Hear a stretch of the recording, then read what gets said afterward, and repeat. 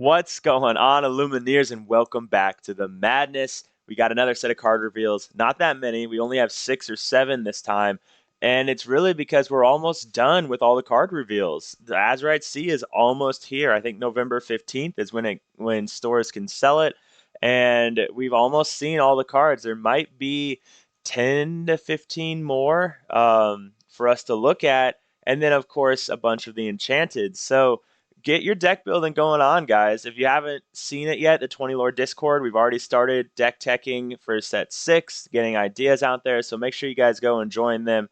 And then also, I don't think I've ever mentioned it.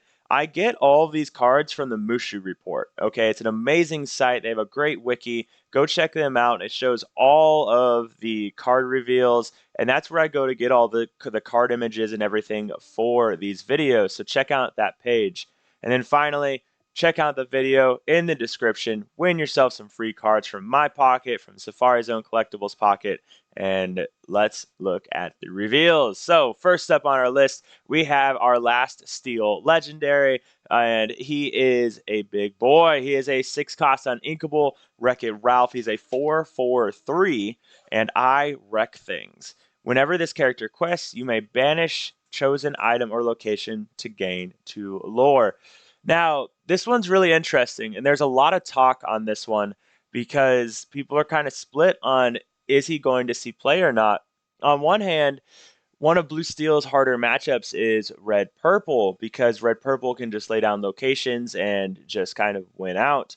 But on the other hand, Blue Steel has Jim Hawkins now. So a 5 cost, shift 3 that has five attack. So now that card already answers a lot of the locations, and this card sure doesn't die to Medusa, but when you're only getting it, you can get it down on turn 4, which is cool, but you're not playing, like, your opponent's not playing a location on turn 4, so when you quest on turn 5, you're not killing anything. And meanwhile, it almost feels bad to quest with it because now they're just going to kill it with Fox. So you get 3 lore, which isn't a bad thing, but if I had to choose between playing something like this on my turn 5 or playing Tinkerbell or Simba, then or even the new Jim Hawkins, I would rather play all of those because they're just bigger characters. They threaten the board more. Um, I don't know. I don't know. It's going to be interesting. And when I say play on turn 5, it's because Blue Steel has Fishbone Quill, Mickey Mouse, all of those things that are cheating out ink. But I don't know. I'm going to give it a 3 because where the card is good when the character quests, and you know me, I have a hard time with cards that don't do anything until the next turn they're played because there's just so much removal in Lorcana, and there's good removal. Steel Song has Zeus, we have B Preps, we have, like, I don't know, we just have a lot of really good removal now that makes it a little bit more difficult. Now, Wreck-It Ralph's a little harder to remove because of that 4 tagline, but like I said, if they don't have a location or an item down, then you're just kind of, it just kind of dies to Fox, it dies to a whole Lawrence, whatever. Now you can quest and then banish your own item, which then gains you 5 lore, and that's a really good idea, or that could be a good idea. So there's opportunity there to get 5 lore, and then it dies. So maybe that's something too, because Blue Steel, a lot of time they just need to get to 10 lore to win, and so maybe there's something. We'll go high 3, low 4. I like Wreck-It Ralph. I just, you know me, I have a hard time with cards that don't do anything when they play. So, but moving on, high 3, low 4 with Wreck-It Ralph. Next up, we have 100 Acre Island. It is a location, is a 1/1/5, so an inkable. And friends forever during an opponent's turn, whenever a character is banished while here, gain 1 lore. So this could be kind of cool. If you run green yellow, maybe you throw this down, and now your opponent feels bad for removing your aggro characters, which is interesting because if I'm playing Steel Song and I'm playing green yellow hyper aggro, then they move something here. They move a Daisy Duck here. That Daisy Duck is kind of almost guaranteed 3 lore. But on the flip side, is it worth losing a turn to play this? Because now if you play this on turn 1 instead of a character, you're losing that guaranteed lore, and this isn't guaranteed to get you anything. I don't know. It's interesting. I could see it possibly having a place. I really could because you move the character here. You play this on turn one. No, you play a one drop on turn one. Then you play this on turn two. Move a character here. The one drop quests. Maybe it's a Daisy. Maybe it's a Pegasus. Whatever it may be. And then you get your lore, and then you just keep doing that. So maybe there's a world with a whole lot of one drops where you just move them all here, and then kind of just get that lore gain. So I don't know. We'll give this a three as well. I think there's a world where it could see play and it could be good because it's gain one lore. It's not gain one lore per turn. Like you can move 10 characters here, and if they B prep you, you gain 10 lore, and that's now you slow that down because they have to remove this first. So I'm gonna give it a three. Yeah, I'm gonna give it a three. I like it. A three. We'll go with a three. All right. Next we have Skull Rock. It is a two. It is an inkable 2/1/6, and familiar ground characters get +1 attack while here, and safe haven at the start of your turn. If you have a pirate character here, gain one lore. This is really neat. I love things that break the math, right? And what I mean by that is when you play this, it starts to protect your characters a little bit, and from things like Medusa and big Sizus, and it makes the math harder. So maybe you think you're safe, you're thinking, okay, he's a pirate deck. I can kill him with foxes and things like that. But then they play this and move their pirates there, and now it's a little bit harder to do that because now you trade with your fox, and you didn't really want to do that. So I don't know. It's at the start of your turn. You have if you have a pirate character here, gain one lore. So that's cool. You gain one lore. It breaks the math a little bit, and that breaks the math for anything. It's not just pirates. So we're gonna go. Hmm. We're we're gonna go a low, very low, very low three, high two. Yeah, very low three, high two. I may be too nice today. But yeah, we'll go high three, low two. I think I'm being a little bit biased because I really want to see Pirates work, and I just like the fact, well, and you know me, I hate red blue, so anything that breaks Sisu and Medusa math, I'm a happy camper. So I'm probably being a little biased. It should probably be a two, but we'll go three as well. Abby girl. Look what you made me do. Next up on our list, we have Sour Bill. Sour Bill is a three cost inkable, a 2/3/2, unpalatable. When you play this character, chosen opposing character gets -2 this turn. It's a one.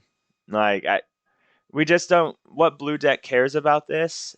Blue green maybe blue green can use it, right? Because blue green that has Muse's stuff and Kit and a way to then ban it under the sea, a way to bounce characters. So maybe blue green. Maybe there's a world blue green plays it.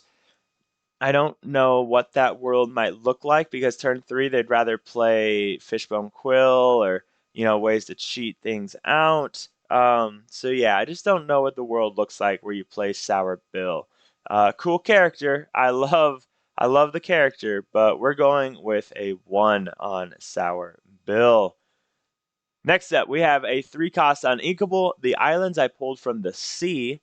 Really great song. Really iconic song. But it is an action in a song. Search your deck for a location card, reveal that card to all players, and put it into your hand, and then shuffle your deck.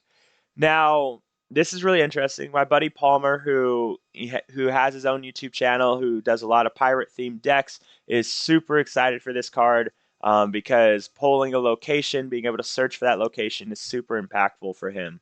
And I've got to agree, when we start to be able to tutor stuff, the opportunity for it to be really good is really powerful. We didn't get to see that with the Merlin card because we're not we'd rather have the Merlins. Like tutoring cards great, but not at the sake of losing a rabbit or a goat. it's just not worth it. But this, you just sing it. So there's a world where you could play this to search for a location, and maybe you search for the rock, the skull rock or whatever I just showed, because that Medusa's coming up. You need to protect your cards. Um, I don't know. I'm going to give this a 3 as well. I like the tutor ability. I like the ability to be able to search for a location and be able to choose the location that you need. Uh, Locations can do interesting things. So, yeah, we'll give it a 3. That might be optimistic. It's an uninkable, which is pretty bad. It might be more of a 2, but like I said, I'm in a giving mood today, and a lot of it's because it's pirates, and I'm pretty biased towards that. I have a dream, right, where I want to play a pirate deck and walk in one day and just be playing Pirates of the Caribbean as I sit down to play. Like that's the goal. Okay. Next up, we have Moana, self-taught sailor. She is a 3/2 and learning the 3/2/1 and learning the ropes. This character can't challenge unless you have a captain character in play. So, Dreamborn hero, princess, pirate. And the cool thing about this is it's a 3/2/1 drop. And what that means is that this card can just kind of start questing for one and just sit there and quest for one. And meanwhile, anything you trade into, it's going to just kind of die. I mean, even Fox just dies to Moana now. And the 2 health is just enough that you can't just trade anything into it. So I really like this card. I think it's really impactful. I think it finds its way into a lot of red decks. Whether well any pirate deck, it will be in any pirate deck whatsoever. And I think it could find its way into other decks just because it would never be red purple, of course, and red blue wouldn't play it. So I guess it's really just pirate decks where this would see any play. Um, yeah, so really just pirate decks. Now, in a pirate deck, how does it fit as a hero princess pirate? Um,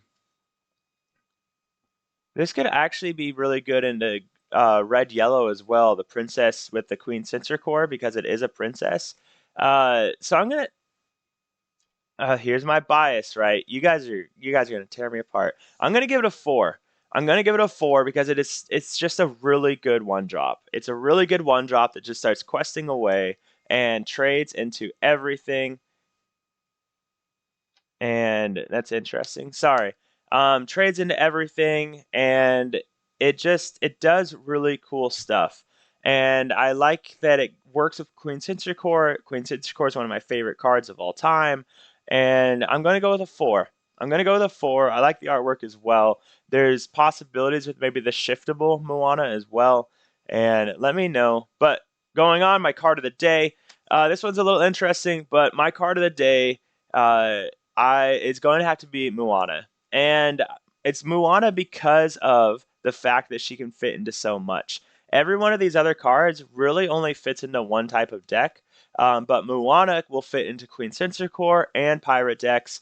And I'm really biased to anything that goes into Queen Censor Core, but the fact that she's a 1 drop 3/2/1, and that is just really impactful. That is just really important, and I think that that is just a fantastic stat line that really threatens a lot. And I'm excited to see play from her. But ladies and gentlemen, that's it. I'm sorry for the text messages. Work is calling. But we will get to them. I'm off today. So with that being said, everyone, we're almost done with our card reveals. Make sure you check out the Musha report. Make sure you check out the 20 Lord Discord. Find me on there, TTV Meyer Madness. And then also just jump into my Discord. We have a lot of really cool deck builders in there that have some wacky ideas that are really good. With that being said, everyone, stay happy and healthy. We're going to rock and roll, and I hope you enjoy the rest of your day.